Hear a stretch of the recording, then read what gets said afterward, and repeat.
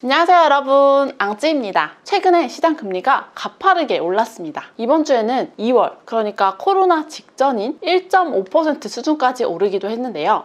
물론 경기 회복에 대한 기대감이 커지면서 시장 금리가 오르는 건 자연스러운 현상이지만 그 속도가 생각보다 가파르게 오르면서 지금 우려감이 커지는 상황입니다. 이러다가 연준이 기준금리 올리는 거 아닐까? 당분간 안 올리겠다고는 했지만 이 속도면 올리는 시기가 더 앞당겨지지 않을까?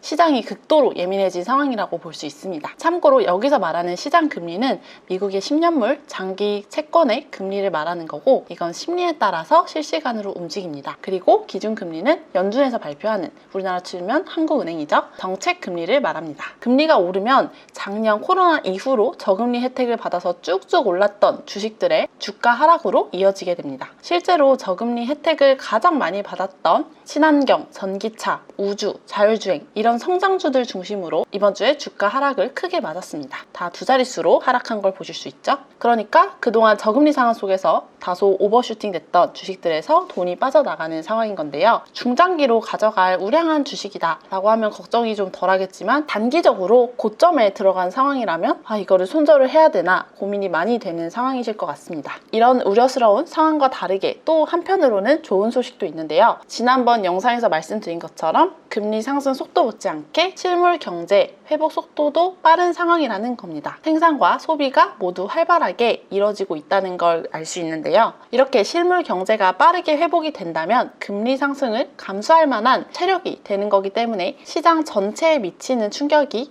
완화될 수 있습니다. 그러니까 좋은 주식, 나쁜 주식 할 것 없이 다 떨어져 버리는 그런 시장 패닉 상태까지는 가지 않을 수 있다라는 겁니다. 이런 상황에 맞게 실적 회복이 예상되는 경기 민감주들은 성장주와는 반대로 시장 대비 높은 퍼포먼스를 보였습니다. 대표적으로 항공, 호텔, 정유, 경기소비재 등이 있습니다. 그런데 그렇다고 해서 또 이 가치주들을 줍줍하자니 불안불안한 것도 사실입니다. 지금 코로나가 완전히 다 해결된 상황도 아니고 변종 바이러스 얘기도 나오고 있죠. 사실상 시장 분위기가 안 좋으면 성장주고 가치주고 뭐고 다 떨어질 수가 있기 때문입니다. 그래서 한 가지 시장 위험을 사전에 감지할 수 있는 지표를 하나 소개해 드리려고 하는데요. 바로 하이 일드 스프레드라는 겁니다. FRED라고 하는 연준 경제 통계 홈페이지에서 하이 일드 스프레드 검색하시면 가장 먼저 나오는 지표인데요. 앞서 말씀드렸던 시장금리 상승과 함께 이렇게 쭉 내려오던 하이 일드 스프레드가 반등하는 신호가 나오면 시장에 큰 위기가 올 가능성이 높습니다. 그런데 보시는 것처럼 지금 장기금리가 튀어오른 것과 다르게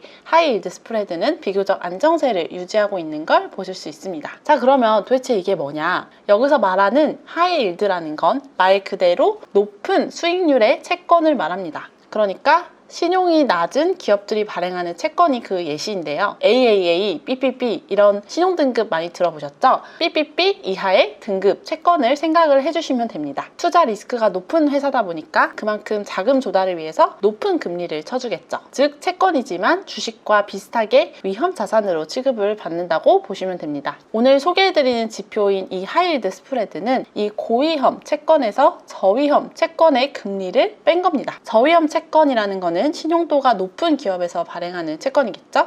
애플이나 구글 같은 기업들. 쉽게 말해서 신용이 불량한 A라는 기업의 회사채 금리가 3%인데 신용이 아주 좋은 애플의 회사채 금리가 1%라면 이 둘의 스프레드는 2%가 됩니다. 이 격차, 스프레드가 클수록 금융시장에서는 위기로 감지합니다. 그 차이가 벌어진다는 건 아무래도 고위험 채권의 금리가 높아진다라는 것이고, 그만큼 투자들이 위험을 선호하지 않는다는 의미입니다. 경제 위기가 올수록 당연히 이런 고위험 채권보다는 우량한 채권, 그러니까 안전한 자산을 더 선호를 하겠죠. 그렇게 되면 신용 낮은 기업들 입장에서는 자기들 채권 금리가 계속 높아지니까 부채 비용을 감당하지 못하게 될 거고, 만약 위태위태한 기업이 있다면 파산 위험으로까지 이어질 수 있습니다. 그래서 이 하이일드 스프레드의 역사를 보면은 시장에 큰 하락이 오기 전에 먼저 이 지표가 튀어오른 것을 볼 수 있습니다.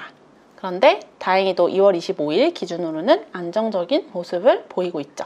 그 이유를 해석을 해보자면, 최근에 이 고위험 채권을 발행한 기업들이 주로 항공, 엔터, 원자재, 리테일, 호텔 이런 업종들인데 이들의 업황이 개선되고 있기 때문입니다. 업황이 좋아지고 있다는 증거 중에 하나로 최근에 원자재 가격이 계속 오르고 있죠. 대표적으로 유가가 계속 올라서 코로나 이전 수준인 60불을 돌파를 했고요. 구리와 같은 금속 가격, 그리고 콩이나 옥수수 같은 농산물 가격도 계속 오르는 중입니다. 확실히 실물 경제가 돌아가면서 제품 생산에 필요한 원자재 수요가 늘어나는 게 눈에 보이는 상황입니다. 네, 그래서 정리해보자면 지금 시장 금리 상승, 시장이 상당히 예민하게 반응하는 수준까지 올라왔습니다. 1.4, 1.5%면 사실 코로나 터지기 직전, 그러니까 2020년 2월 수준까지 올라온 건데 아직 경기는 그 정도까지는 회복하지 못했는데 상당히 빠른 수준에 도달이다.